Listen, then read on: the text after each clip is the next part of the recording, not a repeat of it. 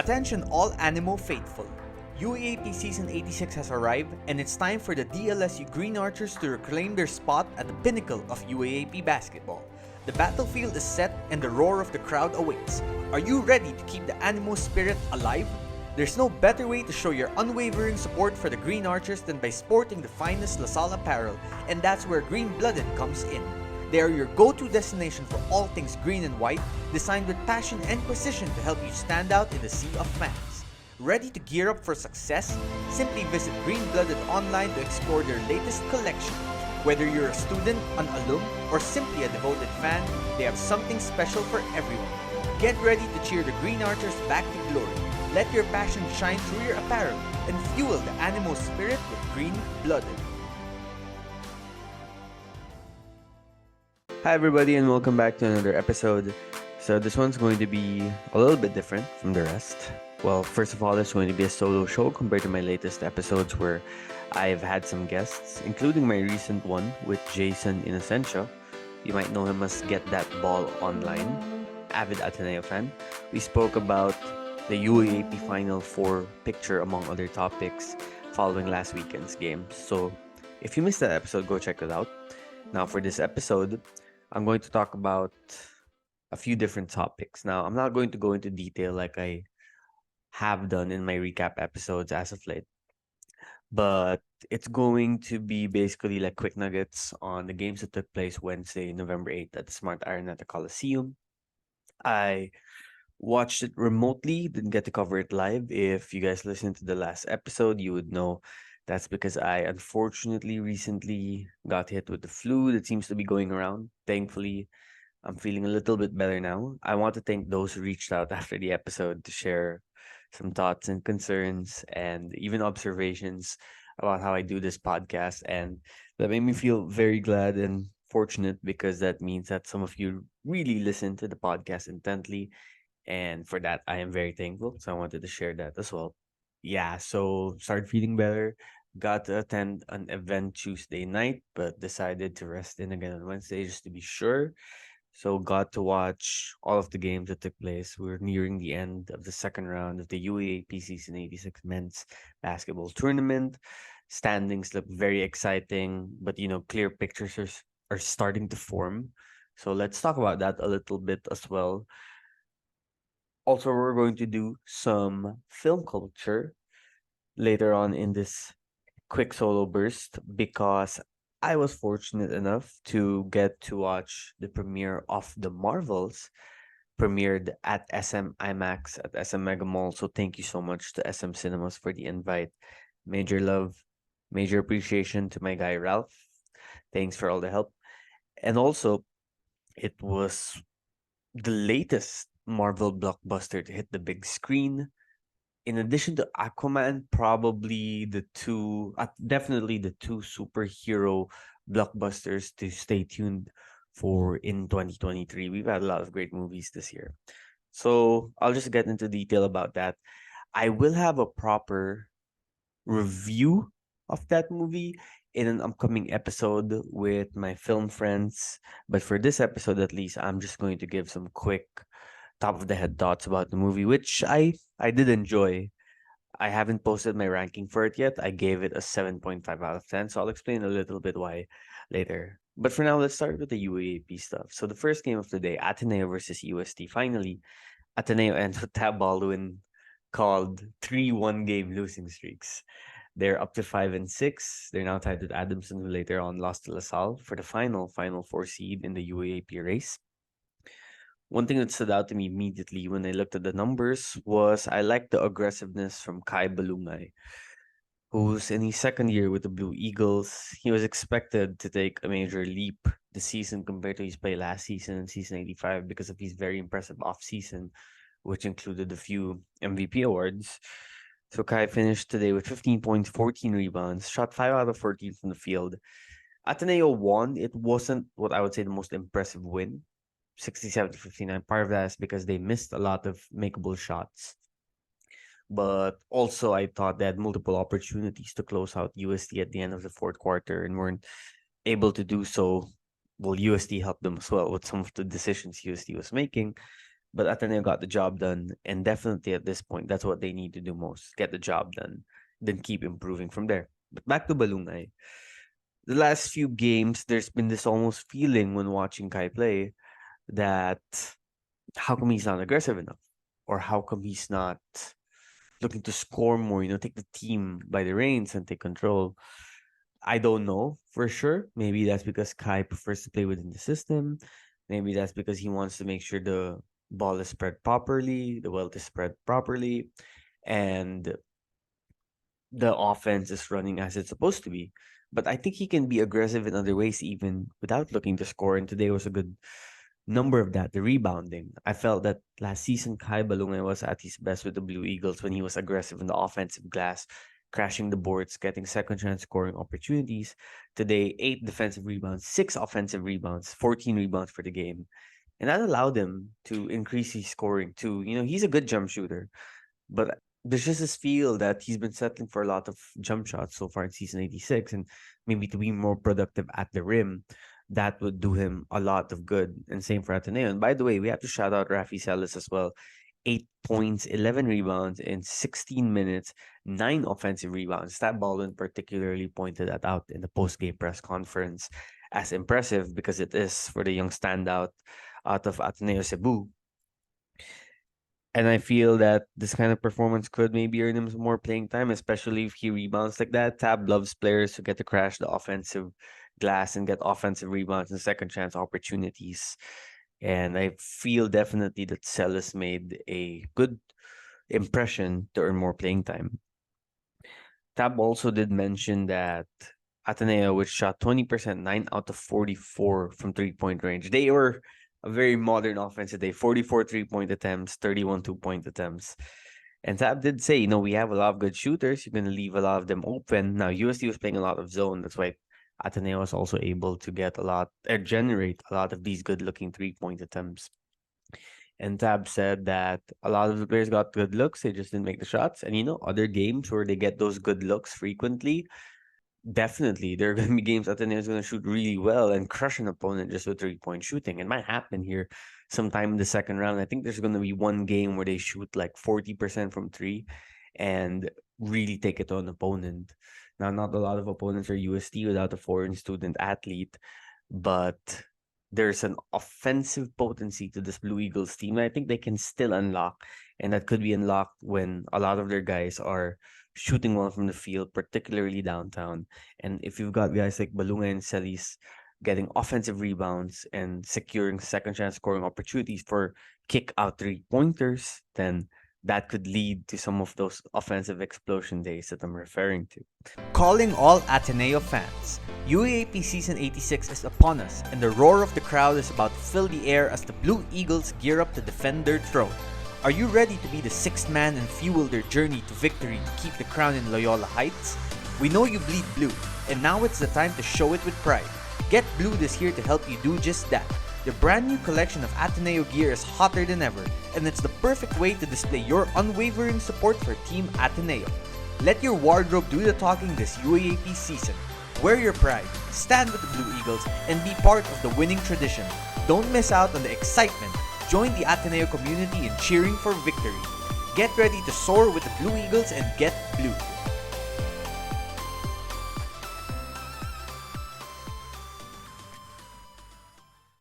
A quick thought on UST.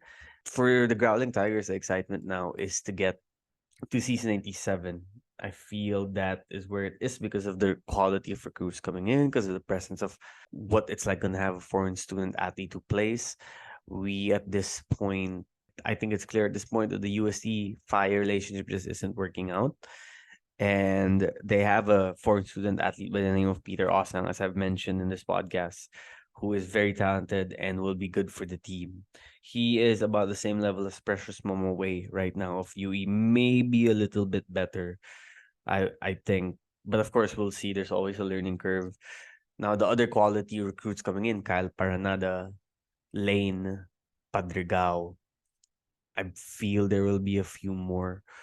Question is, for the recruits coming in, who from the season 86 roster realistically would you consider, okay, sama natin yan, right? Which players, like sure ball season 87 roster. I think Manaytay and Caballero are the sure shots.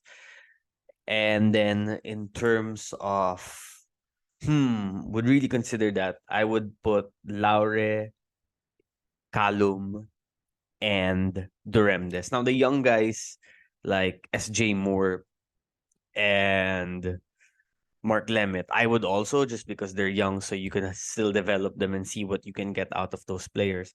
But in terms of the guys playing like major minutes right now, those are some of the choices. Definitely Manaytay and Cabanero. Now, let's see what the season 87 roster is going to look like. For now, UST, they just have to try and get a second win for the season, which given everything that's happened, I would say the 2 wins for the season for UST would be a win. Okay, let's go on to the next game, UP versus UE. So just a quick thought. Second straight game, I thought Felicildo was awesome, and I feel he's got that point guard position, floor general position for the UP Maroons' future set once JD Cagulangan leaves. But at the same time, also we saw late in the game with Cagulangan's pass to Lopez that Cagulangan's game managing and game control, especially in late game situations, is just so critical for this UP team because he can take care of the ball and he can get the ball to certain players for late game scoring opportunities. Now, this season, I think we're seeing UP have a little, not a major, but a little bit of a challenge in terms of having that closer and in late game situations who can create for them, create scoring opportunities. It was more effective when Carl and Lucero were there because those were just two tall wing players who could play small forward or power forward, positionless basketball, so it doesn't really matter. But like tall, versatile wing players who could shoot, drive, pass, push in transition, dribble, and technically that's where Francis Lopez's skill set is supposed to come in. But I think in terms of having a polished game, Francis isn't there yet where Carl and Zave were. Because also technically Francis is still out of high school. So he is relying a lot on his athleticism right now. He is an unselfish player, so he has to get props for that. But in terms of the scoring prowess, not yet there where Carl and Xavier were. So right now it's kind of by committee. CJ takes a turn sometimes. Sometimes it's Malik. Sometimes it's Harold, Raylan, Felicilda. But more often than not lately, I think UP has been trying to close games out with its defense. And that's what it did against UE today. Few blocks by Malik, blocked by Cancino, steals by Jerry and Felicilda. That zone defense, sometimes UP just suddenly brings it out, and then the offensive team doesn't know how to figure it out right away. And by the time it takes them a few possessions to get used to UP's own defense, UP has already created enough turnovers to build a lead. And that's one of the reasons why that zone defense has helped UP a lot this season. But in terms of the offense, yes, that's one area I'd watch out for. So we get closer to the Final Four and perhaps the finals for this team. It's who would they go to in late game situations to create scoring opportunities? Is it going to be by committee, or are there going to be one or two guys who we see perhaps take that mantle? Because right now, I feel their strongest closing trait is their defense. On the UE side of things, great game from Jack Dumont Cruz. UE, by the way, leads the UAAP in 3-point shooting, 31.3%. So, very interesting. That means they're going to live by the tree and they're going to die by the tree. Well, today they lived by the tree enough, particularly out of Cruz Dumont, to make it a close tied game against UP down the stretch before UP pulled away. Jack Cruz Dumont, 19 points, 5 rebounds, 3 assists, 3 steals, 5 of 10 from downtown. By the way, Jack came on the podcast a few weeks ago, so check out the Spotify or YouTube archive and you'll find that episode a great, great conversation with him about why he chose to go to UE, family history. So I think you'll all really enjoy that. And he played great today against one of the top defenses in the UAP and lit them up with his shooting late in the game. They ran out of gas. Of course, Remogat, the stats were awesome again. 12 points, 10. Well, not awesome compared to the last few games, but 12 points, 10 assists, 2 steals, and 7 rebounds. 5 turnovers, though. And I feel for all of the greatness of Noy Remogat right now and how he's playing, which is really great, one area where defenses have been able to take advantage has been the pressure and double teams and basically using his lack of height right now to put it at his disadvantage in late game situations, particularly. We saw UP do that today. They put physical bigger guys like Abadiano and Felicilda, the big steal also that really stopped momentum for UE at a certain point in the second half. And defenses are trying to force Remagat into turnovers, pushing him a little bit, being physical with him to try and see how much physical challenges he can take, and also just crowding his space and his eyesight because he's shorter than other guards in the league, and trying to make him force passes on top of overstretched arms. I did speak to PBA League source recently about Nurmagomedov just to, get an idea of where they feel his game is right now. And they agree that he's an excellent scorer. They see that he's trying to make improvements in terms of passing to teammates. He's an unselfish player, but it's just the strength and the size that's a concern. Now we've seen, miniature guards thrive in the pros in the PBA. Of course, they need to get stronger, need to build IQ, and I think Ermagat is capable of doing that.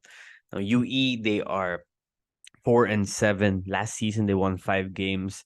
Definitely for Coach Jack Santiago, I think he would like to win 6 games this season. I would say that, of course, his goal is to make the final four, but for that positive progression for UE, that's what they're aiming for now. Can they go 2-1 in their last 2 games? Well, their schedule, for this matter, let me check that real quick. They faced UP today and lost. Their next game will be against LaSalle, who is playing for a twice beat advantage. Then they face Ateneo, playing for their final 4 lives. And then they face Adamson, also playing for their final 4 lives. Now, UE is also playing for their final 4 lives. They will be equally motivated. But yeah, tough challenges coming up for the Red Warriors. When it comes to cleaning a home or office, most people just know the basics. Mopping the floor, wiping off dust and dirt is pretty standard. While all that can make a place look clean, it doesn't mean it is clean. Making a place truly clean and virus-free requires a professional help. That's where the cleaning coach comes in. The Cleaning Coach provides outstanding general cleaning, commercial cleaning, post-construction cleanup, upholstery cleaning, floor, carpet cleaning, aircon cleaning, and disinfection at a very reasonable price. The Cleaning Coach and his team will do all the scrubbing, dusting, polishing, disinfecting, and sanitizing, so you won't have to. Making your place look clean that you can also smell and feel. You will experience the difference. Now that's stress-free cleaning to a better normal, done professionally by the Cleaning Coach. Contact the Cleaning Coach today to learn more.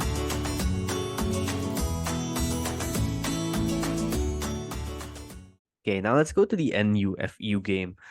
Very, very impressive win by NU.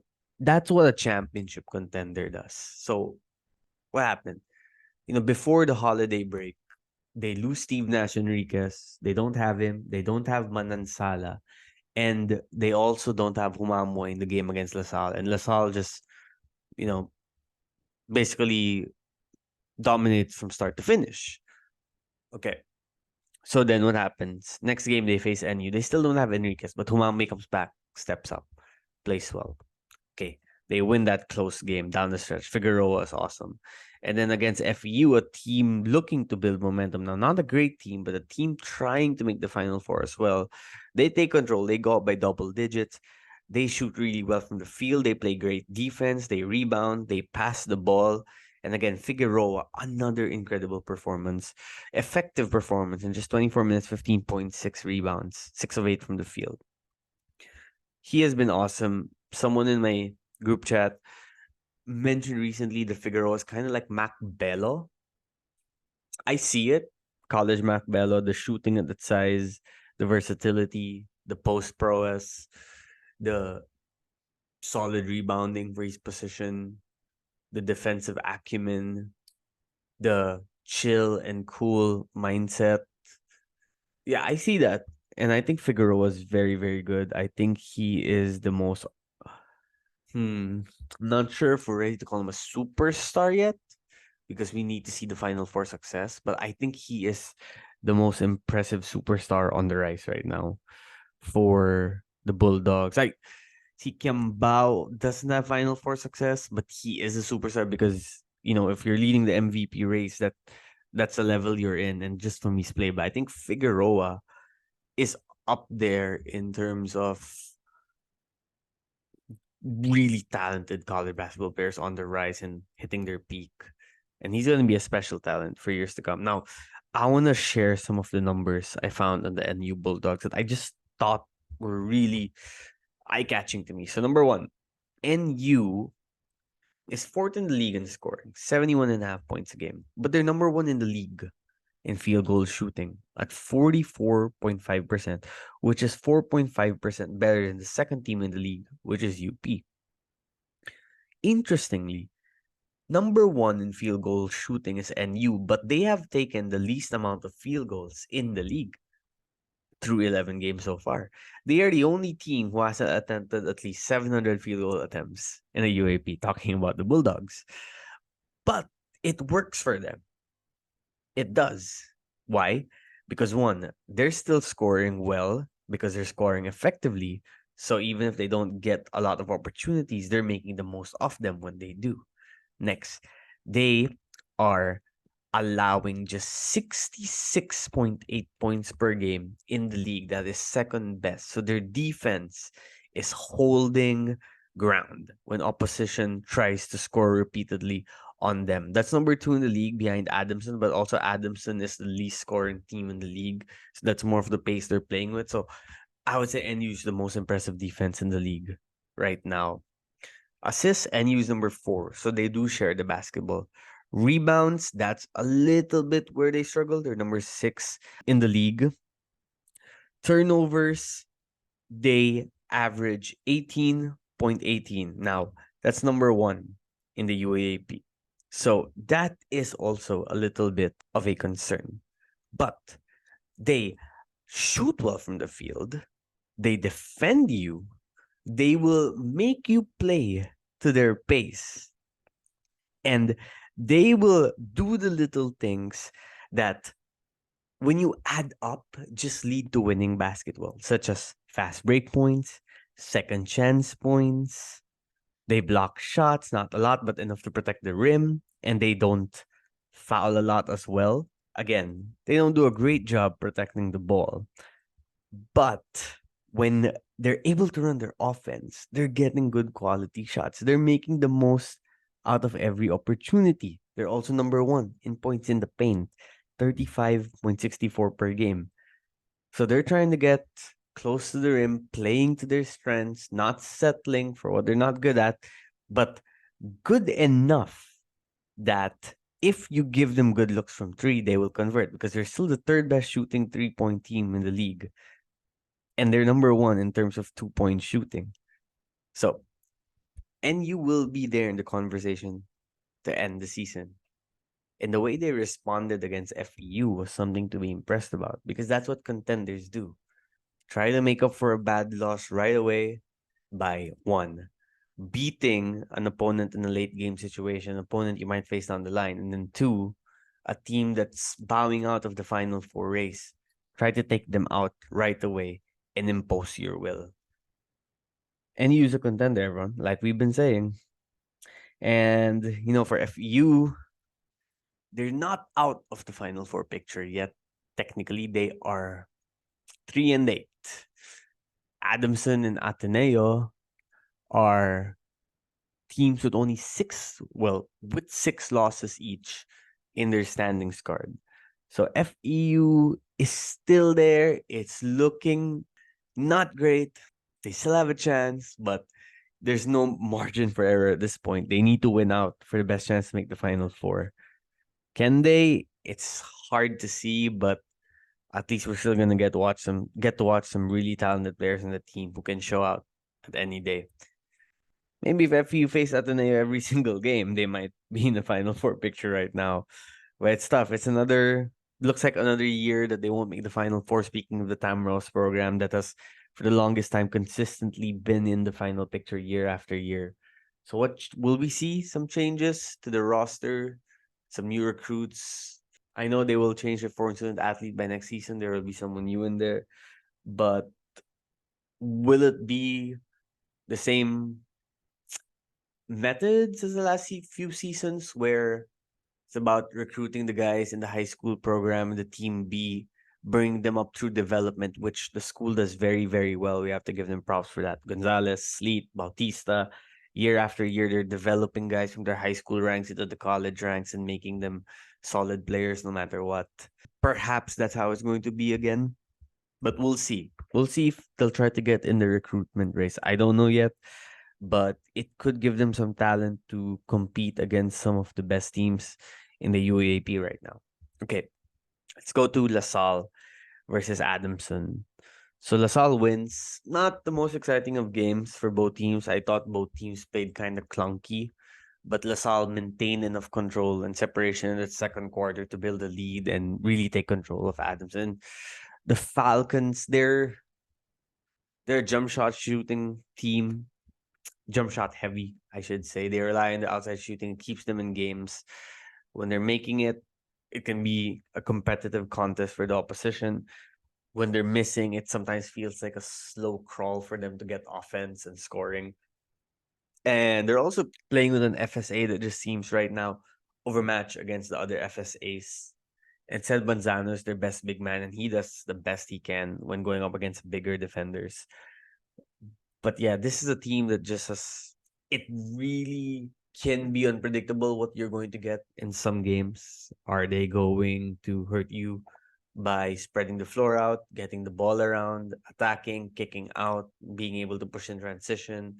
Or are they going to struggle from the field and try to slow you down and make it a slow grind, but then they run out of gas?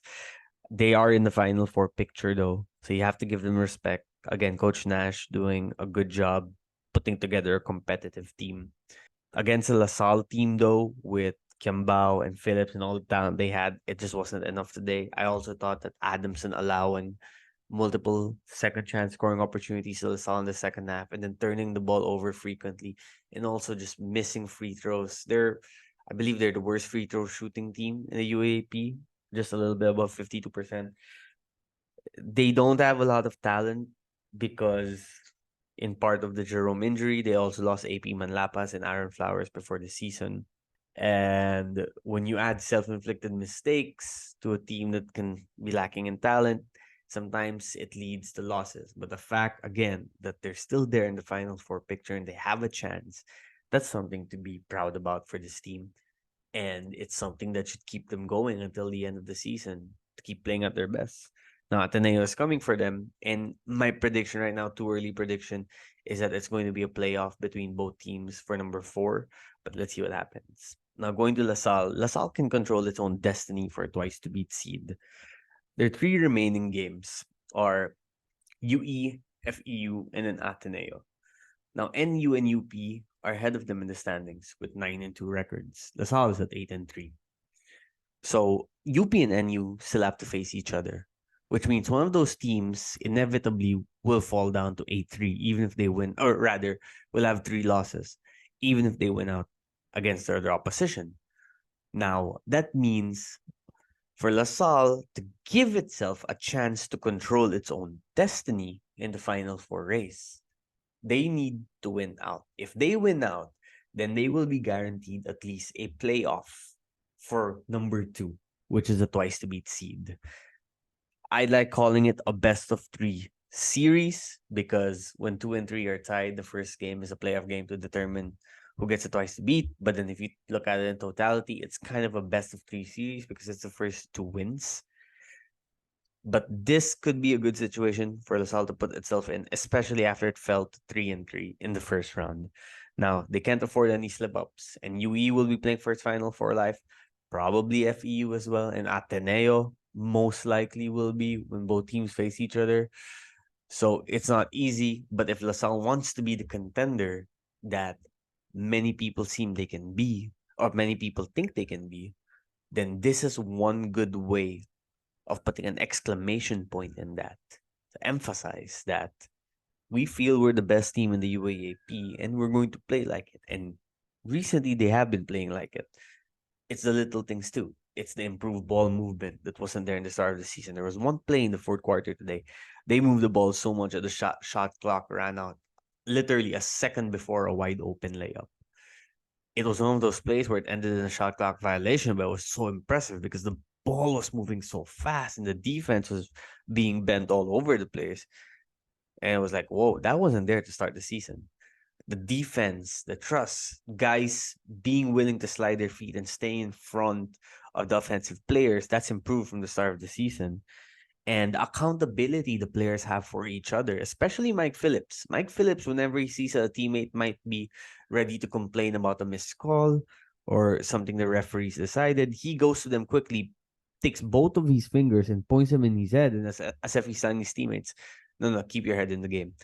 And recently, I've been seeing more Green Archers do this for each other, and it's bringing, I feel, a sense of accountability within the team, from the team, and that's helping bleed over to how they're performing in the games, keeping their head in the games. Remember, the Ateneo lost in the first round. Part of the reason why they lost is because multiple guys got technical fouls, and that threw them off their rhythm. And technical fouls, the consequences of that aren't just like a free throw for the other team, but it's also it stops the momentum of the game. What if you're in a run and there's a technical foul and it just changes the energy completely? Energy is so real in basketball, like it is in life. Shooting development, I found it interesting that the 3.2 point shooting balance in the first half was pretty much even, which seems like something that they've changed as well as of late. Speaking of the Green Archers, relying more on that outside shot. There's no Policarpia. He wasn't feeling well, I believe, for Wednesday's game, but he's another guy who's been coming along well. And this team, they're rising at the right pace. I know many diehard LaSalle fans in my life who have still messaged me and told me, slow the horses down. Let's wait. Let's not be sure until we're sure. And I think that's from years of torment and heartbreak and defeats. And, they're justified in believing that because their hearts have been broken many times. But this is a new batch of Green Archers. This is a new head coach. This team has an MVP, a local superstar they really haven't had since Jeron Tang in Kevin Kimba, I would say. Yeah, like, of course, Shawnee Winston was special, but Shawnee was injured for most of season 85, so we never really got to see how much that would grow. But since Jeron Tang, LaSalle hasn't, I mean, yes, since Jeron Tang, LaSalle hasn't had the player, locally at least, to carry the reins and be that special transcending talent like KQ is right now. And I think they need to ride that, try to make it to the finals, and try to build on this roster that is coming together. Phillips, this is probably the season where it seems like Phillips's role is, I would say, most at ease. He's there to rebound. He's there to crash the offensive glass. He's there to play defense. He's there to be the leader of the team. He's not looking to post up or score all the time. In fact, he's getting in the paint and looking for the open man in the corners, in the wings for 3-point shots, looking to get the ball to teammates. Evan is pulling up from three when he needs to, getting the ball, controlling the game, pushing in transition. They know now that KQ is the key that will lead this team, and they are letting him cook. And Topex is starting to have a better idea of the substitution patterns that he needs to utilize for this team to be at its best. So let's see. There is a lot of time. A lot can still happen. And LaSalle isn't by any means perfect. But they are at least in a 5-game winning streak right now. They are the hottest team in the UAAP right now. And they have a lot of reasons to be confident. Going to be a super exciting end to this UAP season. A great Final Four and a great finals ahead. And I'm excited to watch it all unfold with all of you. Now, some quick thoughts on the Marvels. So, this was the first Marvel movie I've watched in the cinema last few months. Was it since Guardians? Probably. I'd have to double check. Guardians was good though. Guardians was good. But anyway, the Marvels. So, three strong, incredible female characters to lead the way: Miss Marvel, Captain Marvel, of course, and Captain Rambo. And I feel a lot of people will really enjoy the dynamic between the three characters.